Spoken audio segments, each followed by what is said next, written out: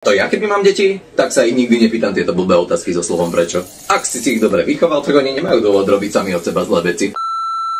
To prečo si ten pohár s vodou hodil sestre do hlavy? Prečo zas máte v izbe takýto hajzel? Prečo vyťahujete nožnice, keď to máte zakázané? Vy ste čo si postrihali? Vy ste chceli skontrolovať, či ich nikto neukradol. OK. To prečo jete aj tie sviečky z dorty? Prečo to holizuješ? Prečo si to pkáš do gatí? Prečo to pkáš do úst? Prečo sú tu po zemi samé chlpy? Vy ste ostrihali psa, že? Vráť sa ešte naspäť, sme neskončili túto tému. To prečo máš v uchu rýžu?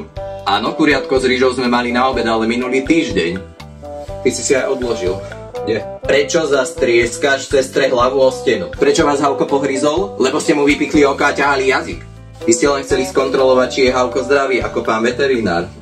No a jak bol už nie je. Prečo máš na hlave zimnú čapicu, keď je leto? To neboli chlpy zo psa.